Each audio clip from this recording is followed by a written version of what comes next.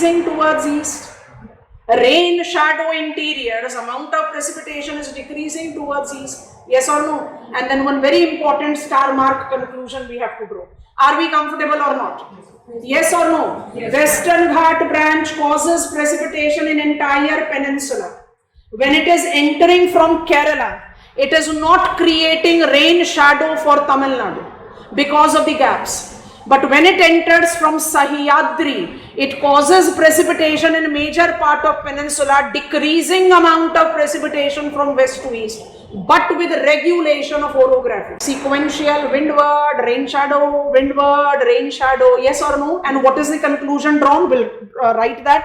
Please copy down the right. Because more you write, more you confuse yourself. So let there be the support of the diagram. Don't miss to label western east. Precipitation decreasing. Label the release. Sahyadris, Balaghat, Dandakarnaya, or Sahyadris, Seshachalam and Telangana. So that I am giving representation to all the constituents.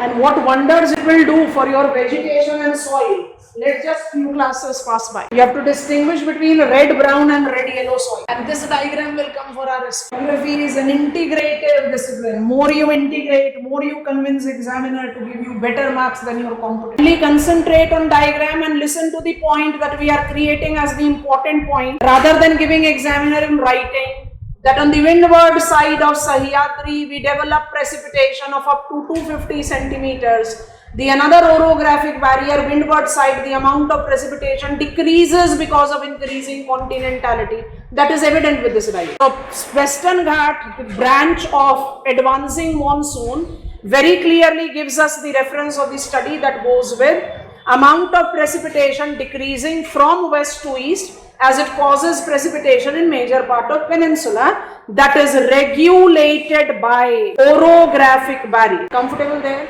Now please see the diagram, it is there in your registers also, and notice carefully what I am saying. It is this pattern of movement of Western Ghat branch that creates rain shadow interiors of Sahyadri, Telangana and Dandakarnaya plateau as rain shadow, as drought prone interiors of our country. And I repeat, it is this pattern of movement of moisture laden wind that creates, you have done the diagram, I can mess it up, that creates rain shadow interiors of Sahyadri, Telangana and Dandakarnaya plateau as drought prone interiors of our country.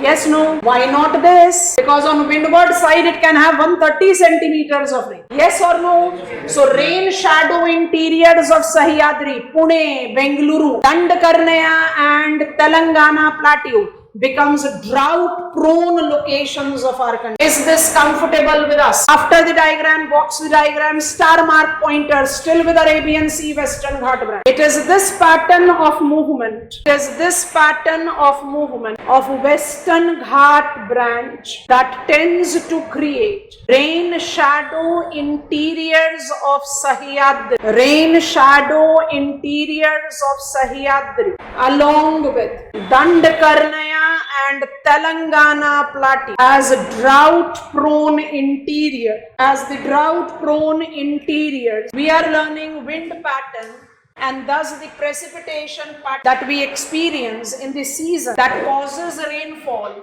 in major part of India and maximum of annual amount of precipitation. So, the questions that many of you have asked, I am again repeating it and all the questions will be answered thereafter. When wind is horizontal movement of air, what is vertical movement of air called? Current. Vertical movement of air is called current. Horizontal movement of air is called wind. I am wind. I am supposed to move horizontal. You are saying rising wind seems misleading. If it is rising, it should not be called wind. It should be called current. But why it is rising? It is not rising because of its own characteristics. It is because of this barrier. If this barrier would have been too tall like Himalayas, it will fail to cross that barrier. But if it is barrier like Sahyadri or Telangana plateau, it will be obstructed. It will try to cross that obstruction. So till the time the barrier is there, it is rising and causing rain. As soon as the barrier is over, it by default will descend. So when rising is leading to cooling, descending will result to warming. So rising is creating wetter condition, descending is creating drier condition. If after Sahyadri entire peninsula would have been featureless lowland, rain shadow, Sahyadri, drought prone, amount of precipitation decrease. But amount of precipitation is decreasing as high precipitation, low precipitation, high again, low, high again, low, because it is regulated by relief. And thus, which becomes drought prone interiors of our country? Rain shadow of Sahyadri. Why I don't have rain shadow of Nilgiri? Why I don't have rain shadow of Anamalai or Cardamom? Because of the gaps. That is the reason Tamil Nadu is not identified with that defined rain shadow interiors as I find in Karnataka and Maharashtra. And Telangana, Dandakarnaya plateau are drought prone tablelands of our country. Some of the winds definitely can escape to Punjab, Haryana, but because they are encountered with the orographic barrier and thus they travel towards east and creates the pattern that we have learned. Is this comfortable? This part is done. You are still not to draw this diagram. Arabian Sea branch long-term data analysis by IMD justifies that it can enter from Kerala to Tamil Nadu, that it can enter from Karnataka to Telangana, that it can enter from Maharashtra to Dandakarna. This is my drought prone, this is my drought prone interior. I don't have any such development. This part is done. Seshachalam Hills, please open up map of Karnataka. See Bangalore, Mysore tableland. You find it north of Bangalore plateau. It's also a protected area of our country. Located Seshachalam. Seshachalam Hills, Melagiri Hills, they are the conical paths of Bangalore, Mysore tableland. Because when I talk about Western Ghat branch, you are in peninsular location. You have got different variations of the low pressure developed by the continentality as say Telangana and Dandakarnaya, and Central Indian branch are more proximate to Satluj Yamuna plain, where pressure gradient has facilitated their movement more towards northwest. That is the reason they are taking that bend. And Western Ghat branch is covering major of peninsula, Central Indian and Kathiawad eventually goes to Punjab. Wind will always move following pressure gradient. And if they have been moving in a certain manner consistently, you have to understand that there has been certain consistent pressure difference that has been prevailing there. No, we cannot call it Tripura branch. We cannot call it Mizoram branch. We cannot call it Manipur branch.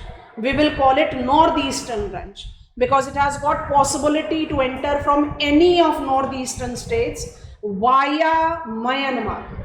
Amount of precipitation will be less than Meghalayan branch, but will be sufficient to create northeastern states as par moist climate, because moisture has been shed in Myanmar. Myanmar has got Arakan-yoma, Pegu-yoma. Myanmar has got quite continental interiors towards north. You are traveling via it to enter India. So imagine what is the amount of moisture that Bay of Bengal branch has. That even after shedding the moisture in Myanmar, it is developing the branch which is comparable of its precipitation yield to the wettest branch of Arabians. If the diagram is ready, you will give me go ahead. My Coromandel coast remains dry during advancing monsoonal season because my wind is running parallel to the shore.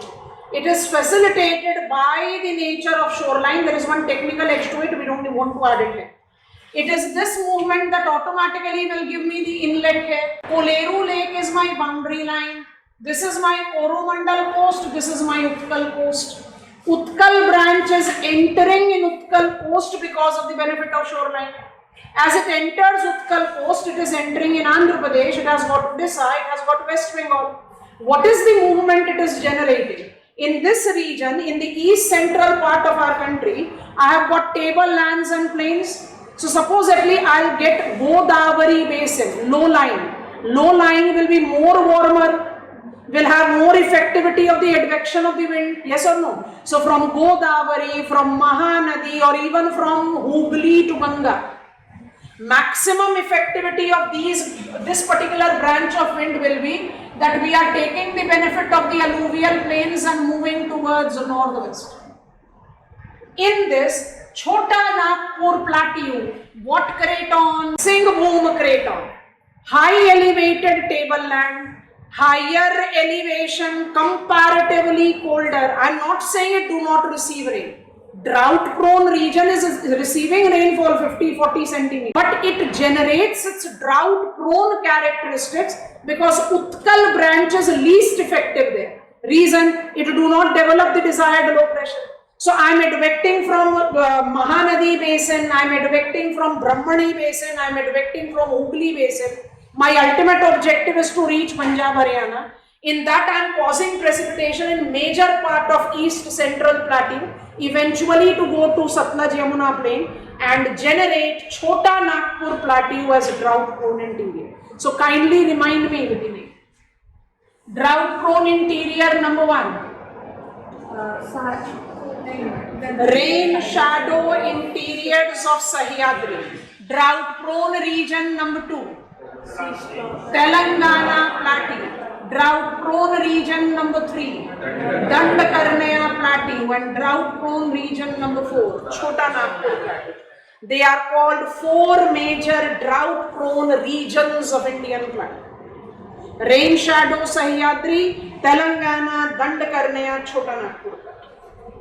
Please have the reading of Utkal branch one more time, because I have asked you to write without explaining. Utkal branch enters from Utkal coast because of the nature of shoreline. It causes precipitation in east central part of Indian peninsula, eventually to move to Satluj Yamuna plain. Higher elevation of Chota Nagpur plateau failing to develop desired low pressure generates drought prone table. Technically speaking, if my Utkal branch is entering from Hooghly and it is traveling here, it can be merged by Meghalayan branch also. Wind will not be dividing themselves that you go separate, I'll go separate. They can eventually merge.